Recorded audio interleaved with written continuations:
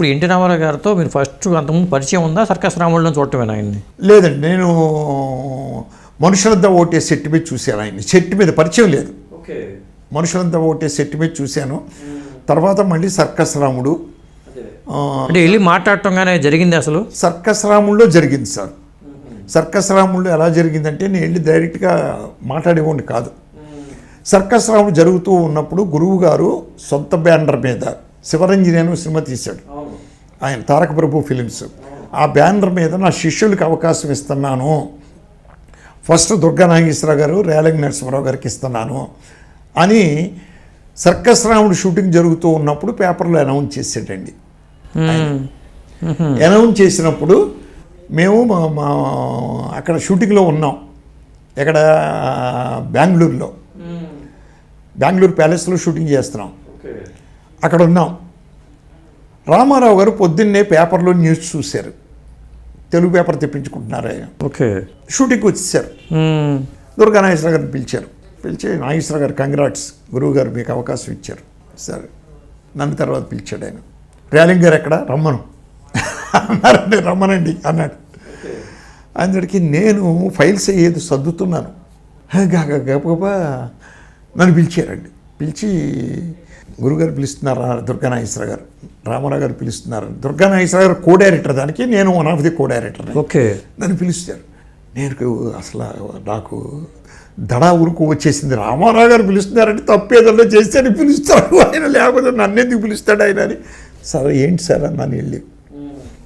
Congrats, గురువుకి శిష్యుడు, శిష్యుడికి గురువు పంగనామాలు పెట్టే ఈ రోజుల్లో మీకు మీ గురువు గొప్ప అవకాశం ఇచ్చాడు మీకు ఆ మాట అన్నాడు సార్ ఆయన. స్వయంగా ఇచ్చారు కాబట్టి మీరు ఆయన పేరు నిలబెట్టాలి, జీవితాంతం ఆయన గుర్తుపెట్టుకోవాలి.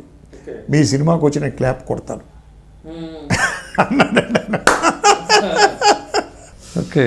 ఆ విధంగా ఆయన ఫస్ట్ చందమామ సినిమాకి రాలేకపోయినా నేను మావిడ అనే సినిమాకి వచ్చి క్లాప్ కొట్టారు, కొబ్బరికాయ కొట్టి వెళ్ళారు రికార్డింగ్ థియేటర్లో ఆయన.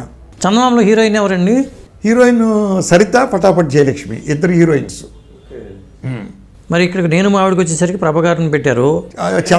కంపెనీ అంటే ఇప్పుడు అక్కడికి వెళ్ళిన తర్వాత ఆ సినిమా ఆగిన తర్వాత గురువు గారు నన్ను ఎంటర్టైన్ చేస్తూ ఉన్న టైంలో ఎన్టీ రామారావు గారు ఒకరోజు గురువు గారితో, సార్ ఇట్లా మా బావమరిది ఉన్నాడు, రామ్మోహన్ రావు, రాంబాబు అంటారు, రంగరాజపురం, ఆయన సినిమాలు తీస్తున్నాడు, కట్టా సుబ్బారావు గారితో చాలా సినిమాలు తీశారు, మీ డైరెక్షన్లో ఒక సినిమా చేయాలనుకుంటున్నాడు ఆయన. అంటే నాకు మీకు తెలిసి పొజిషన్ ఏముంది సార్, ఇలా బుక్ అయ్యి ఉన్నాను వరుసగాను, కావాలంటే మా శిష్యుడు నరసింహారావుతో పనిచేయిస్తాను.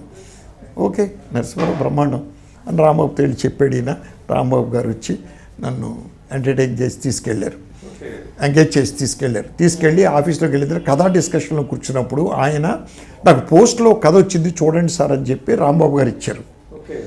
చూస్తే చాలా బాగుంది కథ, కానీ 2 పేజీలు కథ. అది సినిమా ఎక్కడ తీస్తాం, 12 ఏళ్ళు సినిమా తీయాలి, అవును ఎక్కడ తీయగలుగుతాం, కానీ కథ పాయింట్ బాగుంది. ఎవరు రాశారు ఇది? పార్థసారథి అని. శంకరమంచి పార్థసారథి కాదండి, ఈ శంకరమంచి కాదు, పార్థసారథి ఆయన ఒక లెక్చరర్. ఆయన రాశారు, పోస్టులు పంపించారు వీరికి. పంపిస్తే నేను గురువుగారితో చెప్పాను, సార్ నిన్న కథ ఇచ్చాడు ఆయన, బాగుంది యాస్టీజు, కాకపోతే 2 పేజీలు 12 ఏళ్ళు కథ సినిమా చెయ్యాలి అన్నాను. ఏంటయ్యా పాయింట్ అన్నాడు. ఇది అని చెప్పాను. పాయింట్ బాగుందయ్యా, నీకు రేపటికి చెప్తాను దీన్ని సినిమాగా తీయగలవా లేదా. Okay done sir. Next day పిలిచి తీద్దామయ్యా. సినిమాల్లో 2 రకాలు ఉంటాయ్యా, కథాపరమైనటువంటి సినిమాలు ఒకటి, ట్రీట్మెంటల్ సినిమాలు అని ఒకటి ఉంటాయి. ట్రీట్మెంటల్ సినిమా అంటే పాయింట్ చిన్నది ఉంటుంది, సీన్ బై సీన్ పేర్చుకుంటూ ఆడియన్స్ని గ్రిప్లో పెట్టుకుంటూ ఉండాలి, ఏ సీన్కి ఆ సీన్ ఇంట్రెస్టింగ్ పెంచాలి వాడిని, ఓకే బోరు కొట్టకుండా. ఆ పాయింట్ ఆఖరణ చెప్తాం ఏంటి అనేది, అదే ట్రీట్మెంటల్ పిక్చర్స్ అంటాం. ఇది ట్రీట్మెంటల్ పిక్చర్ కింద లెక్కలోకి వస్తుంది. మీరు పని చేయండి, రాంబాబు గారికి రైటర్ ఎవరు అనండి అంటే కాశీ విశ్వనాథ్ గారు.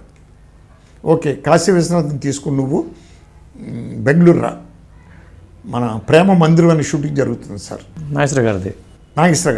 ప్రేమ మందిరం నాగేశ్వర గారు రామానాయుడు గారు హీరో, రామానాయుడు గారు పిక్చర్ ప్రేమ మందిరం. నాగేశ్వర గారు హీరో కాదు, మన బాగోళ్ళ మీద ఎవరి మీద సబ్జెక్ట్ తీసాడు కదా సార్ ఈయన, ప్రేమ మందిరం అని. నాగేశ్వర గారు అనుకుంటున్నా, ప్రేమనగరం ప్రేమ మందిరం కూడా ఆయనే అనుకుంటున్నాను. ప్రేమ మందిరం పెద్దగా ఆడలేదు. ఆ సినిమా షూటింగ్ జరుగుతుంది, అక్కడికి వచ్చేయండి అన్నాడు. మేము అక్కడికి వెళ్ళిపోయాం. ఆయన రూమ్ పక్కనే రూమ్ వేయించాడు మాకు. రోజు షూటింగ్ నుంచి వచ్చిన తర్వాత డిస్కషను, మళ్ళీ పొద్దున్నే షూటింగ్కి వెళ్ళే ముందు ఒక అరగంట డిస్కషను, పగలంతా ఆయన చెప్పిన పాయింట్లన్నీ మేము డిస్కస్ చేసి మొత్తమే స్క్రిప్ట్ రాసామండి, తయారు చేసాం. అద్భుతంగా వచ్చిందండి. అప్పుడు ఈ హీరో ఎవరో, హీరోయిన్ ఎవరో, ఏంటి అలాగా అనుకుంటే రాంబాబు గారు అన్నారు, నాకు పర్మనెంట్ మా చంద్రమోహన్ గారు ఉన్నారండి, అయితే పర్ఫెక్ట్గా సరిపోద్ది ఈ సబ్జెక్ట్కి చంద్రమోహన్ గారు అని చంద్రమోహన్ గారిని పెట్టాం.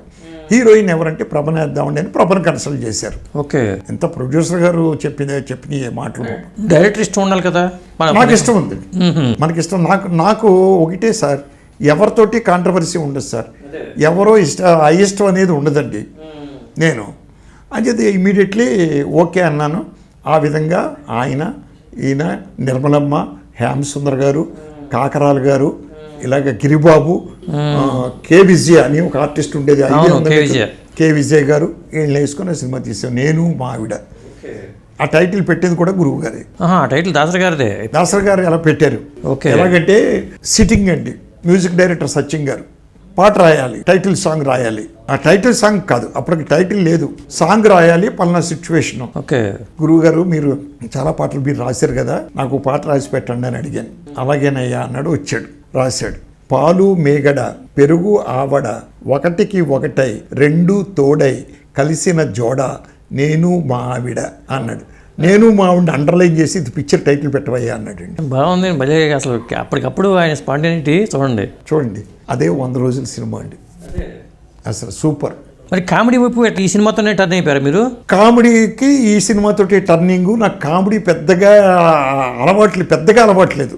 చిన్నగానే కాలేజీ డ్రామాల్లో కామెడీ చేసి అన్నది వేరే విషయం, పెద్దగా అలవాట్లేదు. కానీ నాకు కాశీ విశ్వనాథ్ అనే రైటర్ ఉన్నాడే, అవును, కామెడీ రైటర్, అత్యద్భుతమైన రైటరు. ఆయన బాగా రాశాడు స్క్రిప్ట్ అండి, నాకు సూపర్గా రాయడంతో. నాకు అప్పట్లో బిగినింగ్లో నేను కామెడీ డైరెక్టర్గా ముద్రపడడానికి కారకులు నాకు కాశీ విశ్వనాథ్ గారు, రైటర్స్. కాశీ విశ్వనాథ్ గారు, పోసల గారు, దివాకర్ బాబు, శంకర్ మంచి పార్థసారథి, ఇలాంటి రైటర్స్.